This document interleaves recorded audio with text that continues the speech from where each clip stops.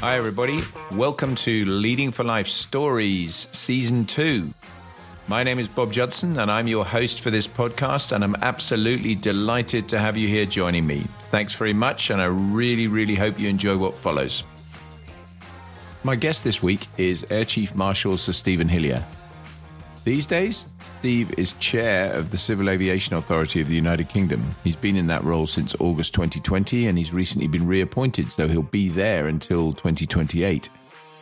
Previously, though, he had a very long career in the Royal Air Force. We were direct contemporaries, joined at similar times with very similar backgrounds in many ways, did flying scholarships before we joined, went through flying training. Steve went down the Tornado route and became a Tornado GR4 pilot, having previously been a flying instructor because he was so-called creamed off when he first went through the flying training system and picked to go straight back as an instructor. He had a long and extensive career, very successful career, rising all the way to be the Chief of the Air Staff, the very top of the Air Force. And so it was a logical transition for him when he left to go out to the role he now has in the CAA. Because this podcast was recorded just before the UK general election in July 2024, it meant that Steve couldn't speak about his CAA role because he's restricted in terms of what he says on public appointments, etc. And this was done with a live audience to the Leaders Club, another organisation which I'm very closely involved with. So it focuses entirely on his Air Force career and what he learned and the leadership experience he's had through that, which is a considerable amount of experience, as you'd imagine, with that vast array of roles he's dealt with as he's gone through. So I think it's a really interesting backdrop and a really interesting set of discussions. I thoroughly hope you enjoy it, and here we go. Great. Well, Steve, thank you so much for joining me on the podcast. I am really delighted to have you here. We've known each other for a very long time, and it's a great privilege to have a chance to chat to you in this forum. Great. Thanks, Bob, and delighted to be back with the Leaders Club again. Thank you very much indeed for inviting me. Yeah, indeed. And for my wider listeners, so we've linked this up with one of my other responsibilities, that is as the Deputy CEO of the Leaders Club. And obviously this is the first time we've done a podcast kind of co-linked with that. And so it should be really interesting discussion. Steve, you've had an incredible military career, going right to the top of the Air Force, but now also transitioned to an equally impressive civilian career. And just to get us started, would you give our listeners just a summary of your journey, as it were, to date? Yeah, sure. So it was always my ambition to be a pilot in the RAF, and perhaps we can go on and talk about where that ambition might have come from. But it's what I always want to do. So at 18 years old, as soon as I could, I left school. I gave up a place at university and joined the Air Force to pursue my ambition, my dream. I did officer training. I did basic and advanced flying training, and then I got creamed off to be a flying instructor, which was decidedly not what I wanted to do. I was only 20 years old at the time, and but wiser heads said, "Go off and do your instructional tour, and it will set you up for the rest of your time in the Air Force." And they were absolutely right. Even though I didn't believe them at the time. So I did my flying instructional tour, and then I wanted to fly the Tornado. So the Tornado was just coming into service then. So that's what I started off flying, and became a Tornado frontline pilot and flying instructor as well. Probably sometime around about my late 20s, when I was first offered promotion, I guess I had that choice. I could have kept flying right through until I was 55 years old, or I could have gone down the career stream and combined flying with appointments, ground appointments, etc., and done more leadership. I chose the latter path for, again, reasons perhaps we can talk about.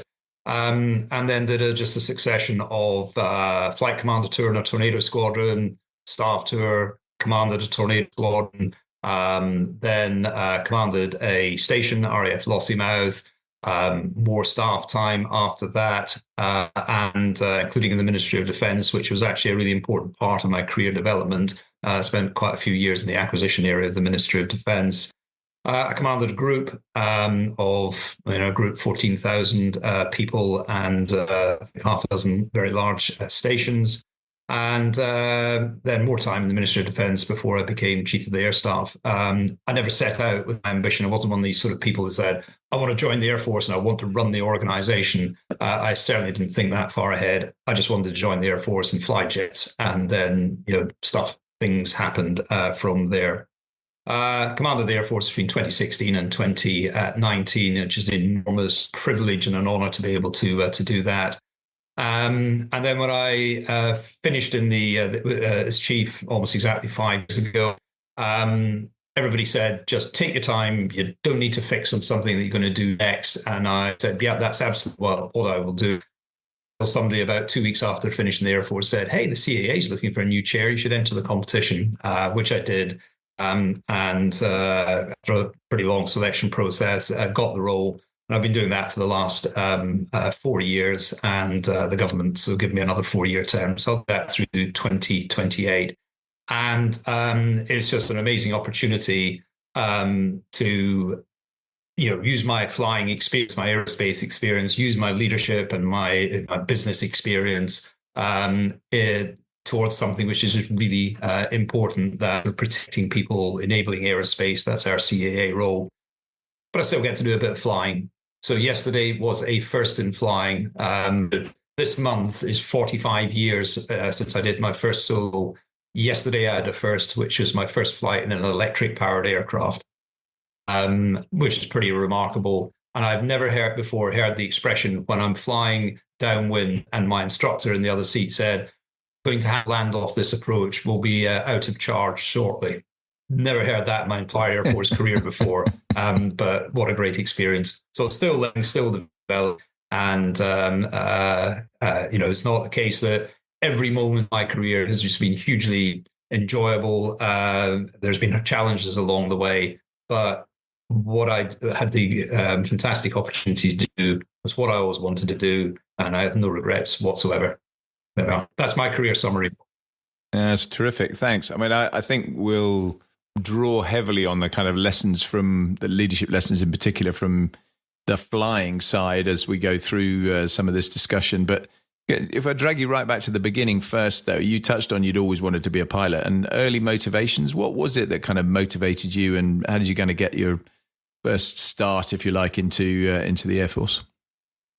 I mean, it's always difficult, I think, to know, exactly what were the precise things, particularly because it's quite a long time ago now. But what I would trace it back to is my father was in the RAF in the Second World War. He joined when he was 17 years old. He was a ground-based wireless operator, and he fought with the RAF in India and Burma, as it was then, during the Second World War. His motivation for joining the RAF actually goes back to his father, my grandfather, who they used to go to the Hendon Air pageants in London in the 1930s, the famous Hendon Air pageant. So I guess that sowed the seed in my father's mind, and then my father being in the Air Force sowed it in my mind. If you want to look at sort of artifacts, if you like, is when I was 4 years old, my father bought me a book. It was one of those Ladybird books, and it was one of those career series, and it's called The Airman in the RAF. And on the front was this sort of, dashing pilot, hand on the side of this silver aircraft, looking up towards the sky in a very sort of fighter piloty sort of way. And I remember two things about that. One is, gosh, he looks really old. And the second thing was, that looks pretty cool. Now I've still got that book, and now I look at the picture of that pilot and go, wow, he looks really young, doesn't he? So I guess your perspective changes over time. But that was all in the environment. My parents, who were not well off, but they splashed out on a holiday pleasure flight around Blackpool Tower. so that I could fly in the front seat of an aircraft beside this guy who's a World War II Polish fighter pilot. So that was the first time I'd flown.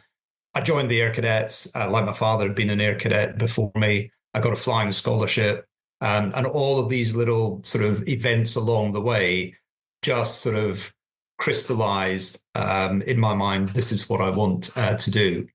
It could easily have gone wrong. I could have failed at any of those points. For example, the flying scholarship. And so now I look back and reflect on that fairly critical period when I was in my teenage years, where these things were starting to fall in place, and how it could have turned out differently. I'm just very lucky that it turned out fine for me. Yeah, it's a very similar story for me in some ways. I mean, I had Air Cadet, flying scholarship, all those sorts of things. I mean, my father was in the was a wartime pilot, but I mean, sadly, he died when I was 3. So I can't claim that he motivated me in an obvious way when I was growing up. But I mean, I think there's sort of genetics in there somewhere that played a part in all of that. I mean, obviously your father and your grandfather will be enormously proud of what you achieved. How far did they see, or your father see you all the way through your Air Force career, or did you lose him earlier than that? Sadly not. I mean, there was some family thing of which I've never been able to find the heart of it, but I never met my paternal grandparents, so the opportunity to discuss them. And my father, he sadly died when I was 15, so he knew I was in the Air Cadets. He knew I was interested, very interested in flying and an Air Force career. But to my great regret, he did not live long enough to actually see that come to fruition. Oh wow, that's really tough. It's a very challenging time to lose your dad. That's for sure at that age. I think there's no good age, but I mean, that's really formative. That's very hard school. Jump forward a bit then and look at your leadership style across your career. I mean, you literally did everything from joining at the front end, going through Cranwell, and then flying airplanes, and ultimately big leadership roles in terms of squadron command, station command, group command, Air Force command. Just from an Air Force point of view first, but then maybe talk about style, jumping it into later life. How did you change your style? How did you adapt over time? Was it conscious, unconscious? What sort of things varied over time for you? Yeah, I mean, again, I think it's another one of those quite tricky questions, because as you look back, then you put things in context and you sort of are able to rationalize something. And there's a number of things which I think now about my leadership style that, and a number of points in my career where I learned, hugely valuable lessons, that I just wasn't able to articulate them in that way at the time. It's only subsequently I look back at them and go, oh, that was a really important point that shaped my leadership style. So it is difficult, and I'm sort of always conscious that observing it could potentially change it in that way. But I mean, if it was just to sort of general points about what I think in my leadership style and have been constants. I mean, firstly, I don't in any way see myself as that thing which is the born leader that people talk about. A born leader with a particular approach to life. I mean, I'm sure there are out there, but people like that, but it's not me. What I sort of took to heart is what the Air Force consistently said in its recruiting literature, maybe it still does, which was, if you want to be a pilot in the RAF, I'm sort of paraphrasing here, if you want to be a pilot in the RAF, you've got to be an officer. If you're an officer, then you lead. And we, the Air Force, believe that leadership can be taught. And so I believe them. That this is a learnable skill, if you like, and I still do believe that. And I, one of my sort of like core values is also a value within the CAA is about not learning. And so I think I'm still on my leadership journey of learning, because this is, I've if I achieve things in leadership is because I've been given the opportunity to show those leadership skills that I might have. I'm being very well trained, trained to a degree that is just not available really outside the military, and I'm experienced. And one of the things that experience tells me, what tells me personally, is that the basic tenets of leadership don't actually change. They are pretty constant. It's the context in which you are employing them that can make the significant difference. That's my personal view, and perhaps we can discuss that in Q&A.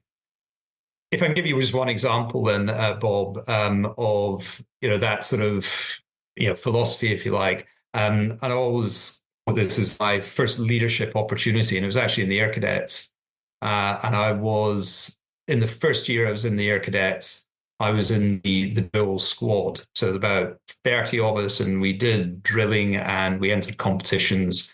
And then the second year of the Air Cadets, they asked me to lead that squad, and so that was my first experience of getting a group of people together around a common task. We had a clear deadline because there were competitions to enter. You need to train and make sure that you're at the best possible level. We need to motivate and etc. So we entered the first competition was Glasgow, west of Scotland competition, and we won it. Amazing. And I still remember what it felt like to having put all the effort in and to be leading the team and to succeed. And it felt really good. The next thing was after the wing competition, there was the Scottish Championships, and about a month later, and off we went for that, and it just didn't go so well. And in particular, there was a period where we'd worked out this routine. They'd be doing the drill, and like King's Colour Squadron do, is there are no orders, but the squad just do their thing in all the manoeuvres and everything. We practiced that, and I think it won us the previous competition. We did it in the Scottish Championships, and it was a disaster. They just went everywhere. And I just remember standing there and not knowing what to do because I hadn't seen this situation before. And eventually, so they gathered themselves together and we marched off with our heads hung low. And I thought, well, this is what leaders do now, is when things go wrong, they issue some sort of, criticism or, tell people where they've gone wrong and, in some sort of angry tone of voice. And I started off on this track, and from within the squad, somebody sort of said, yeah, Hillier, what did you do though? And that I still remember that because it was absolutely laser on the point. I'd seen this situation, I'd seen things going wrong, and I didn't know what to do. And they were looking to me to do something about it as the leader, and I didn't. And that taught me a huge amount about responsibility. Is that even at that sort of young age, it was, well, you take responsibility when it all goes well, but you can't just sing when you're winning. When it goes wrong, you have to grip it, take control, do something about it, because you are the leader and you are responsible. It's a very long answer, but I'll just use that as an example, Bob, of those early lessons and how they've shaped me. Yeah, it's a great answer, though. And I think, interestingly, I talk quite a lot in some of the work that I do these days. One of the quotes that often gets trotted out from me is, the standard you walk by is the standard you accept. And, I think from a leader's point of view, that's really important. If you're tacitly accepting something that is in the corporate environment or in the military type environment, it's exactly the same thing. You can't do that as a leader. You absolutely need to step up, and you need to lead by example and show that you take the right actions at the right time. So no, that's a terrific example. I like to talk about role models on these podcasts because I think everybody's got some in various forms. Who are the people that shaped you, if you like, or that you looked up to, that you kind of wanted to model style on, or anything like that over time? Yeah, I've never been of that sort of approach of, if you like, a single role model. People sort of say, "Here's my leadership hero," and try and somehow emulate that style, because I don't think that would be authentic. And we talk a lot in leadership about being genuine and being authentic, and I just don't trying to imitate somebody else wouldn't crack that. So I don't have a single one. I'm a much more you could call it an intellectual thief, but I think learning from others' experience is I see things, I read things, and they connect, and I use them to help sort of shape my my approach to leadership, with a little bit of the, well, if that works for me, if I felt that was a good example, then maybe it will work for others. And again, it's difficult after so many opportunities over the years to identify each of the places, but that I got experience from. But a couple of examples perhaps is, and this relates back into to flying, and it was my first solo. And everybody remembers their first solo, and mine was in a Cessna when I was doing a flying scholarship, and I was 17 years old. And you go, all right, well, what can you learn about leadership in an aircraft by yourself? What I remember about that was we're downwind. I'd done all the checks and everything and got in the right position. And I just had that moment to look across the other side of the cockpit, and it's empty. And it's just that realization that it's just 17-year-old me in this aircraft. And the next sort of 5 minutes are going to be quite decisive in a number of respects, and get this thing back on the ground. And I just had that feeling then, and I have it now, of the trust and responsibility and confidence that people had in me. That somebody had let me do this. And I felt that was really powerful and a really powerful motivation. And that's pretty much the sense that I got as I progressed through my Air Force career, is that at each stage, I was given more responsibility and trusted to do a job. And it motivated me to do it to the best of my ability and gave me confidence. And those people, those role models who gave me that opportunity, I do think about them a lot. I think of the various individuals that I've interacted with. Let me give an example. It was I was on a squadron detachment with a visiting senior officer who was sort of 2-star and Air Vice Marshal at the time. He subsequently became chief of the air staff. And he'd come to visit a detachment that I was on. And I engaged in pretty sort of earnest debate about him on a particular issue. And he still remembers that conversation. But he didn't take the approach of, look, I'm an Air Vice Marshal and you're a squadron leader, and therefore my opinion has more weight than yours. He listened and he engaged, and I respected that. But roll the story forward about probably about 2 years later, and I hadn't met him again in the interim. By this stage, I'm in the headquarters building, and I was walking along a corridor, and this Air Vice Marshal was there, and he was talking to another Air Vice Marshal. And I was trying to just avoid their eye line and just walk past them, because they're only going to be trouble if you interrupt their conversation. And this chap stopped his conversation. He turned around to me and he said, "Steve, it's great to see you again. What are you doing in the headquarters here? And I so much enjoyed our conversation that we had 2 years ago." It was showing an interest, remembering people, connecting with them, showing their place in the organization. And, that was a 30-second conversation which happened over 30 years ago, but I still remember it. And so things like that are really important to me. And then perhaps just, another example, and this is one that I read, and it connects into flying as well. And there's a famous aviator of 1930s, 40s called Ernest Gann. And he wrote a book called Fate is the Hunter about his early flying experiences in the US. And one of the things that he wrote in there was about, if you like, mental rehearsal.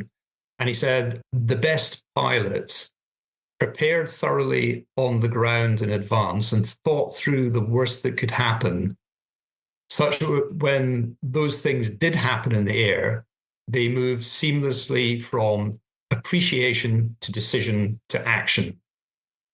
Now, that is relevant in the flying context, but for me, it's relevant in the leadership context as well.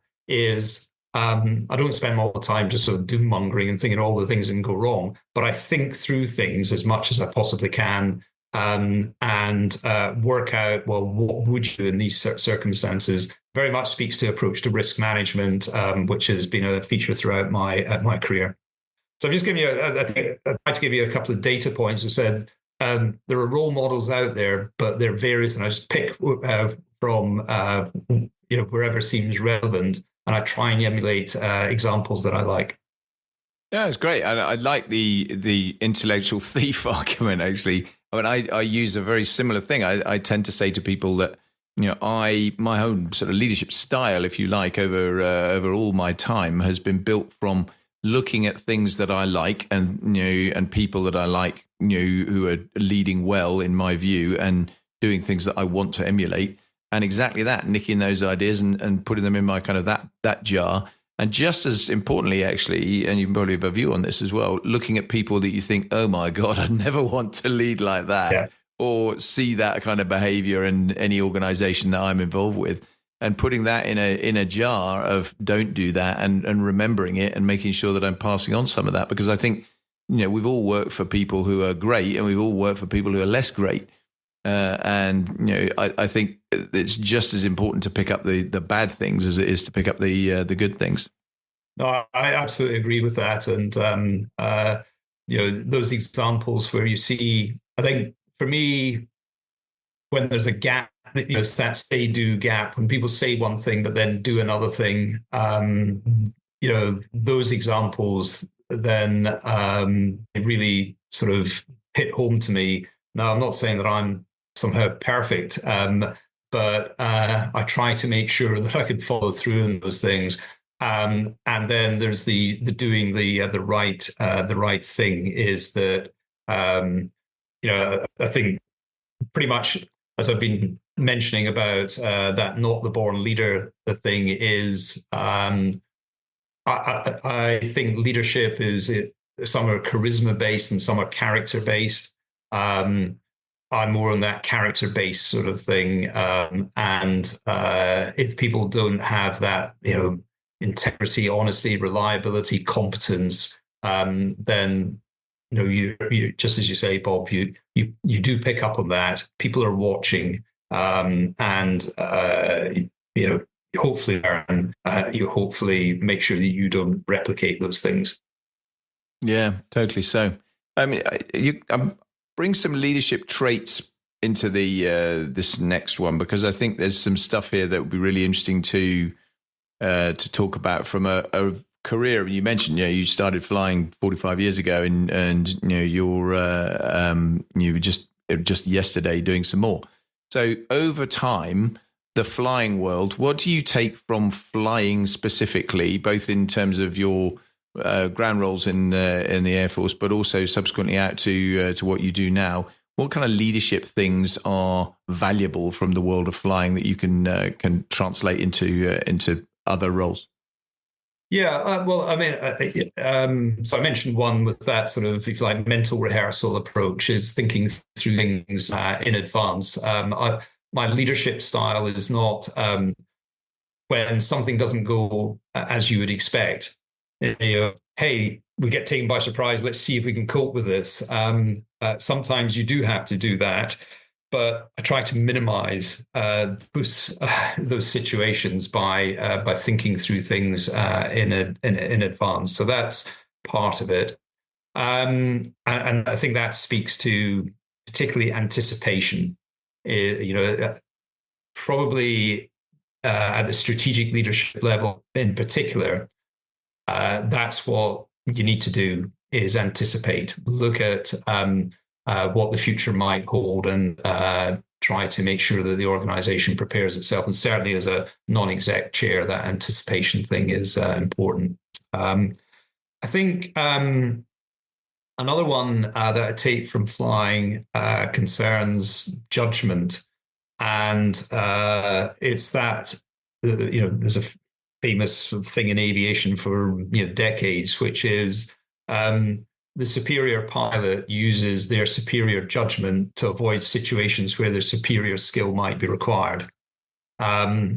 Definitely that is, again, let's not get ourselves into a hole and work out whether we can skillfully get ourselves out of it. Try and avoid the hole in the first place. Just culture, and that sort of approach to on the flying side, which is not constantly to seek blame. If something goes wrong, it's not about who's the first person that we can blame and hang this one on, because that just shapes the entire character of our organization if you take that approach. The just culture is accept that things go wrong, and it's not, as long as it's not egregious mistakes, is use them as opportunities to learn and improve as an organization. So that's really important to me in leadership in general.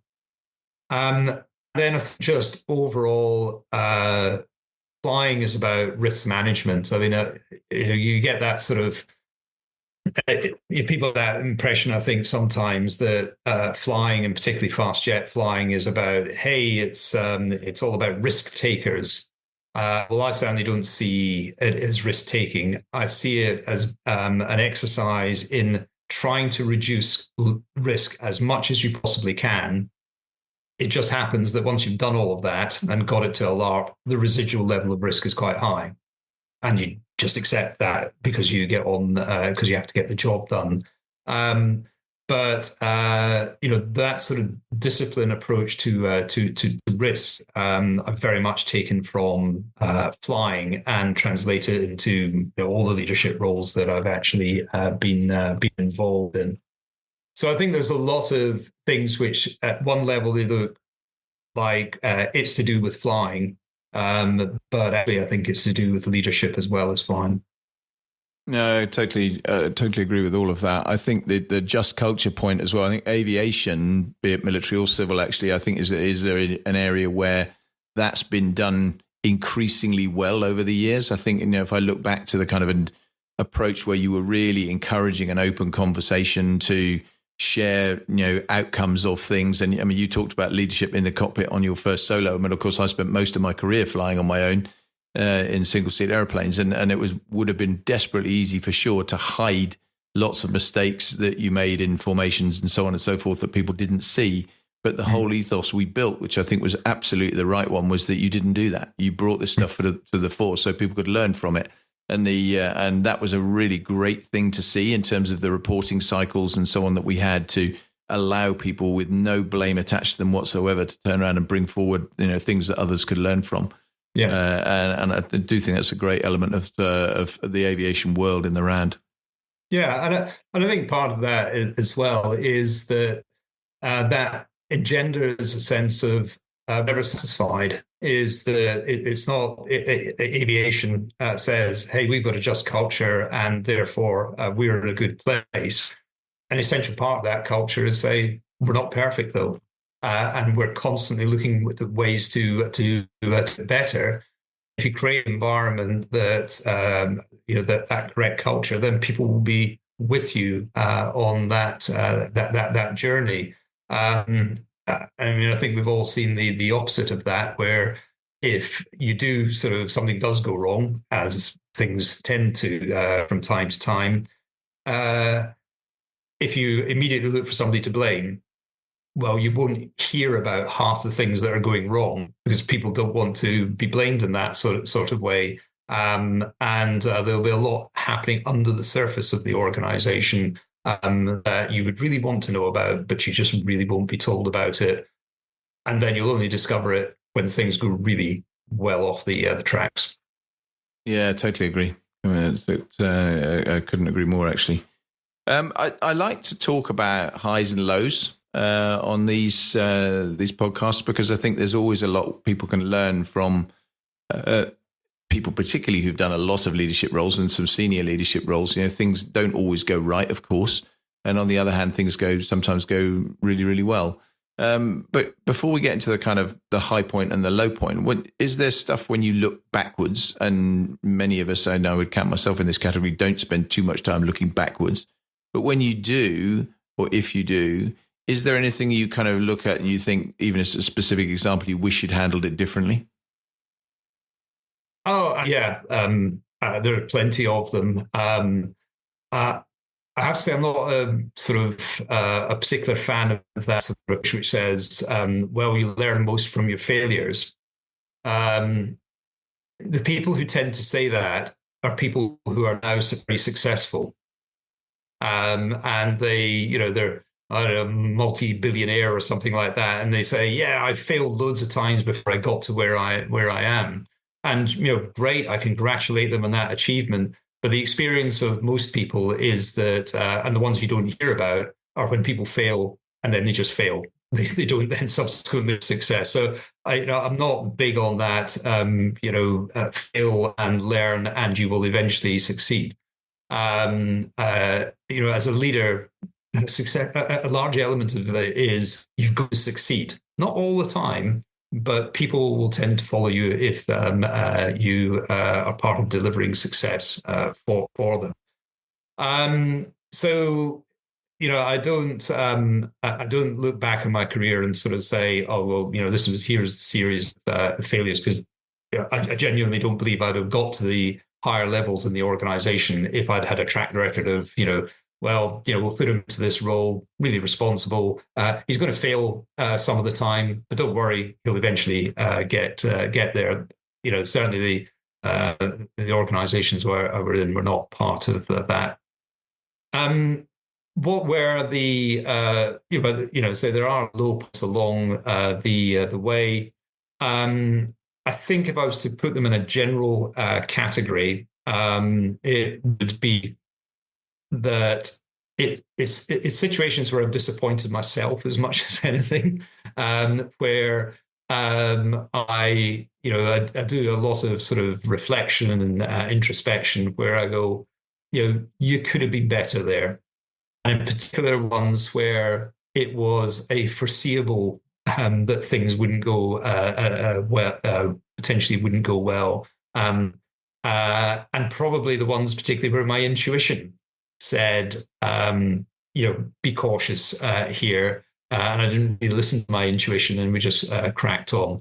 So, examples would be where trying to introduce a change program and thinking to myself that everybody was agreed that that needed to be done, which was actually true, but I hadn't rolled the pitch enough.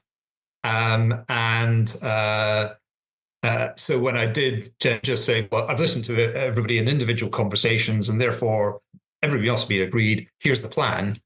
And then people going, no, lost us. And there's that, taking the time to build the case for change. Were a couple of occasions where I reflect on that and go, I could have done that much better. In terms of real, if you like, career lows, though, I've been involved, like you have, Bob, for most of my lives in something which is inherently risky. There is a high level of residual risk, and sometimes that goes wrong, and sometimes people come to great harm.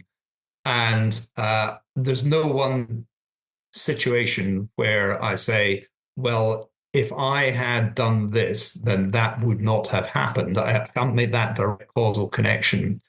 But my low points have always been in relation to, if you like, failure in the primary duty, which is to look after our people, really look after them and make sure they don't come to harm. And could I have done more to avoid that situation and to avoid them coming to harm? those are the ones where not low in a sense that people find it obvious, but the ones where I really feel that I need to reflect on myself. And it comes back to that responsibility point, is that I might not be, as the leader, something happened, it would have happened in the Air Force, is 35,000 people. I may not be directly connected, from me to that individual has come to harm, but I still feel responsible because that's my job as the head of the organization. So that's how I'd characterize those sort of the low points. But in terms of dealing with that, what people wouldn't be able to see is that somehow I'd be down and morose or whatever. I am very much of that view that organization will be a reflection of you. So in those situations, how you conduct yourself is really important. And say, well, a bad thing has happened. We're going to find out why it happened. We're going to minimize as much as we can the chance of that happening again. But we're a competent organization. We've got a job to do. Is motivate them in the right way, whilst being respectful for the bad thing which has happened. That's when people are really looking at you, how you respond to those difficult situations, and how you conduct yourself. No, I totally agree with that. I think that's such an important point. That really is such an important point. I think you the way you behave in those sorts of situations. I mean, especially actually quite often when people don't know, they might know none of the detail, might even not know the incidents happened. And yet, if you look down in the mouth and morose and all the rest of it, then that's definitely a real factor. And I think so. How you behave is vitally important. No, that's great. That's good stuff. What about most significant achievement from your perspective? What are you kind of ultimately looking to be remembered for, or hoping that you've kind of ticked a box that says this was my big thing? For others to judge, I guess. I think that having that privileged opportunity to be the chief of the air staff was just it was immense. Never what I would have expected when I joined the Air Force.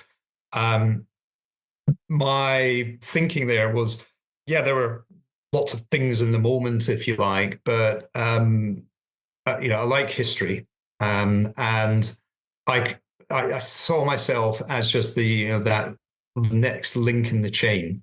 Is that there were 30 predecessors as chief of the air staff. I had 30 predecessors, and there am I, the next link in the chain. And that sense of continuity. This organization has ethos, traditions, values, culture, a history which will last well beyond me.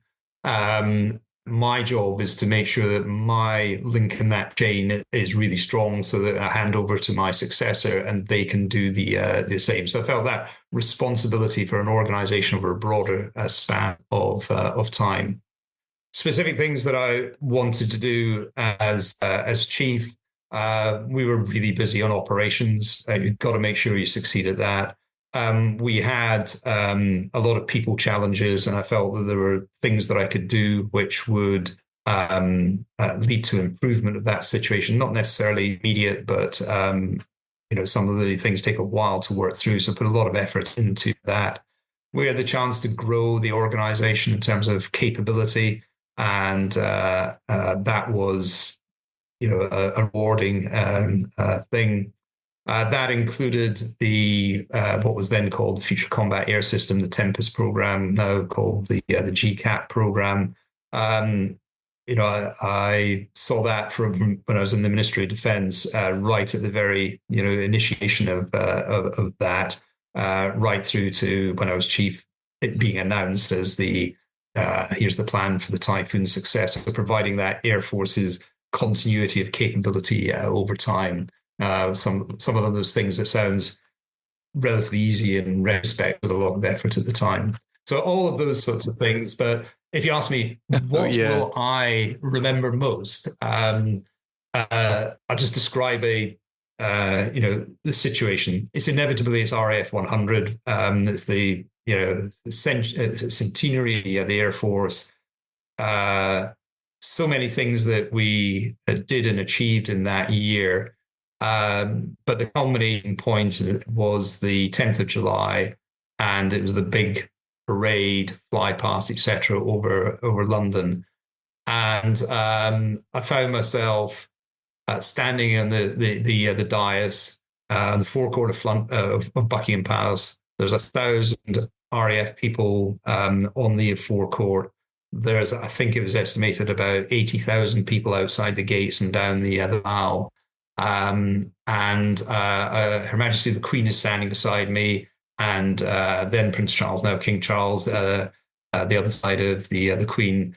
I had a bit of two thoughts in my mind.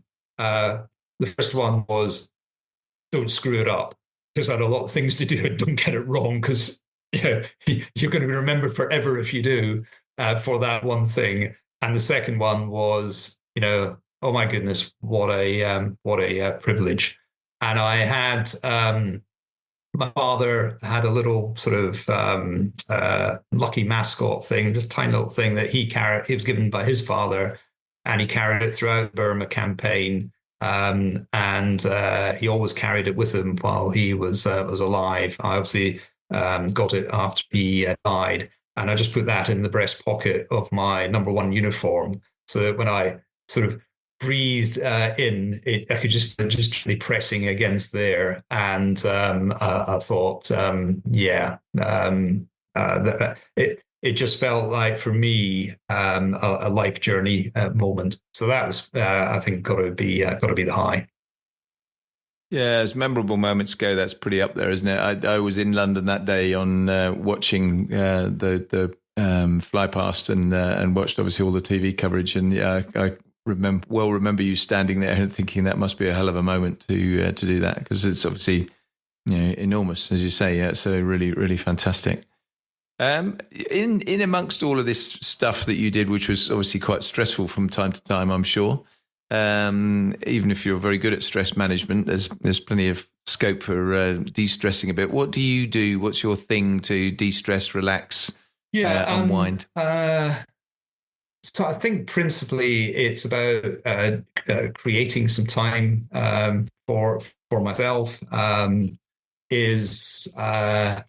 not a sort of, if you're like a deep introvert, but I'm not a deep extrovert either. I'm sort of, on the borderline introversion, extroversion. As an introvert, I need my recharge time, and I need just a bit of time by myself to sort of, recharge. So I need to create those opportunities.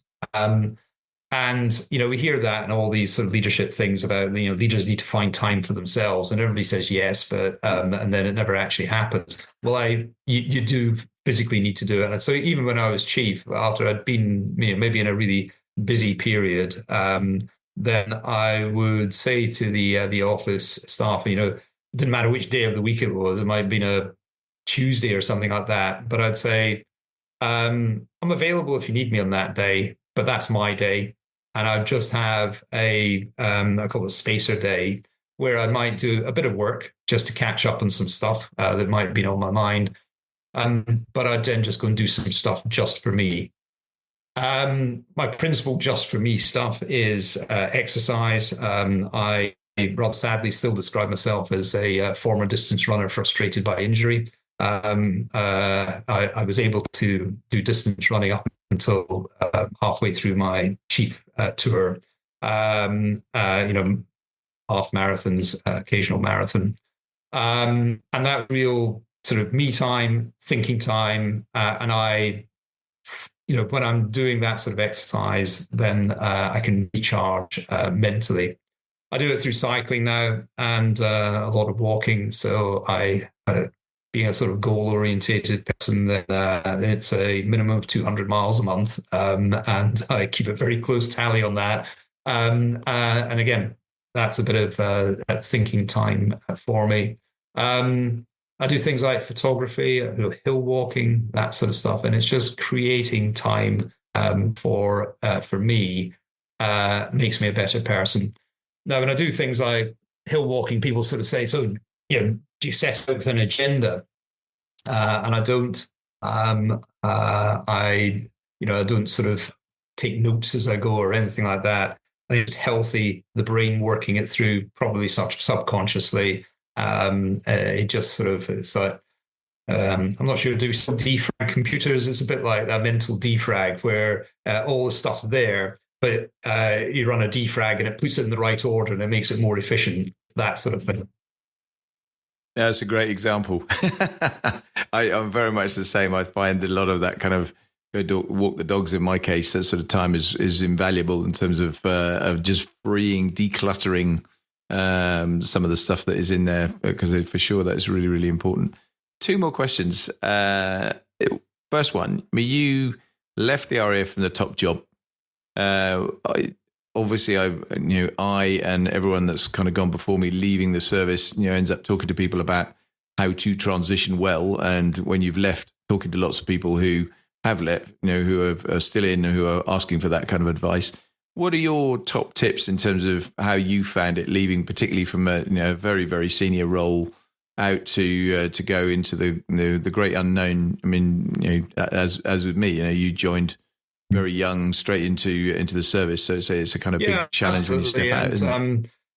It is a truism, and I used to say this a lot in the Air Force, and I still say it now. I guess is everybody leaves at some point, so nobody stays in the military for forever, and so at some point everybody is going to have to get to grips with this. I think my advice these days is that people will inevitably say to you as you're coming towards the end of your service career, and probably in the resettlement thing, they'll say, "So what do you want to do next?" And that's, it's the obvious question, but it's such a difficult question. Is that, and so I suggest to people that don't think it in terms of what you specifically want to do next. Is think of it in terms of, well, what would characterize the sort of stuff that you'd want to do, and in that characterization, you've got to include the geography as well. Where do you want to live, and what are your family needs, etc. But for me, that characterization was I didn't want to leave the Air Force and go and continue working full time for another big organization, corporate or whatever. I didn't want to have that single role. So therefore, I was attracted more to a portfolio approach. I wanted to do things which interested me, and that interest would be things which are a bit different. So I didn't want to just go on what I felt would be a predictable route and use all my previous skills and knowledge and just be, if you like, on the other side of the table from the Ministry of Defence. I didn't say I didn't want to be involved in defence, but it wasn't my primary objective because it wouldn't felt different. I wanted to use my previous skills and experience, obviously, and I wanted things which had value and purpose and made a difference. And the final thing is I wasn't going to do it for free, which sounds a little bit sort of like a flippant comment, but lots of charities, quite rightly, will want you to do stuff for them. And I do my stuff for do a range of things for charity, but I didn't want that to be the only thing that I did. So that was a sort of characterization of it. So how does it feel now, 4 or 5 years on? Well, I do the Civil Aviation Authority, which sounds a little bit, well, that's just like using the stuff you did before. But it's not really, because it's a non-executive role. It's chairing a board of an organization which, yes, does aviation or aerospace safety, but it does so much more. And it goes into economic regulation and consumer protection and a whole range of areas, a whole different set of actors. So, I think that's using my previous skills, but it certainly has broadened me hugely as an individual. I sit on the board of the Atomic Energy Authority as a NED, nuclear fusion. I am not a nuclear scientist, but I look at that and go, if we can crack that and get that right, that will be amazing. So if I can contribute, excellent. But I also like being on the board of that as a non-exec director, because I think being a NED on a board helps make you a good chair of a board because you can understand the perspective. I chair the RAF Museum, and that's a privilege to be able to do that. I also do some advisory work for a major PLC, as does one colleague on the call. You know who you are, and we work together and providing advisory work or a customer advisory function. That all sounds like the diary's full. It's not. I probably work about 3.5, sometimes 4 days a week. It just gives me the time to do other stuff that I would want to do. So I keep that sort of balance in there. Again, another long answer. Sorry, Bob, but I just recommend to people that they characterize what a successful outcome would be rather than say, I want to do this. Now, some people like that, leave their service and go, I want to be an airline pilot or whatever. Fine, great. But I think you need to be a bit more adaptive along the way. And the final thing is, it is said constantly that the thing that you start off doing when you leave the service won't be the thing you end up doing about 2-3 years down the line, because you need to do a little bit of trial and error and find things and really discover what you're about. No, thanks. It's a long answer is not a problem at all. It's it's really useful answer. It's very very helpful. Very last question though, which I always ask on these podcasts, is what's the most difficult question you've ever been asked? Yeah. Well, apart from that one. Yeah, I've had that before as well. So two of them. The first one relates back to what I was talking about earlier, and people coming in to harm and engaging with the families, the bereaved families. And I won't go into any detail, but I was asked a question in one of those situations, which was just incredibly difficult to answer from a whole range of reasons. So I won't go into the detail, but it does very much relate into that point I was making about, or you can answer the question of what's the worst thing. Well, when the worst happens, that's the worst thing. A different one, and this one is more recent. It was probably about a year and a half, 2 years ago. And I was in my CAA role, and part of the CAA role is to enable aerospace and to encourage inclusion, diversity, promote STEM, a thriving aerospace industry. I was invited to do an online presentation to a group of school kids in my hometown. And they were 11 years old, about to go up to secondary school, pretty key age in terms of deciding what they do next in life. And we had these various sort of questions of the one you would expect after I'd done my pitch. And there was, what aircraft did you fly and what was this like, whatever. And then the final question was from this young girl. And she said, we're all finding it quite difficult to cope at the moment. How do you cope with stress? And, I've given the sort of answer that I've covered, but why was it difficult is when I was 11 years old, well, firstly, if somebody had come to present to us, I would have asked a question. But an 11-year-old, that's what they're thinking about is mental health and stress. And it was a real sort of reset moment, because you think you're standing in front of kids going, way, aircraft, aerospace, rockets and all that sort of stuff. But they might be in a bit of a different place from you. Yeah, it's really interesting. That's really interesting. As you say, that is a definite reset moment, isn't it? It's fascinating. Yeah. Hey, look, Steve, you've been fantastic. Thank you ever so much. I really, really appreciate you coming on the podcast, and you're giving some great answers, and I really appreciate your time. Thanks. Absolute pleasure. Thank you.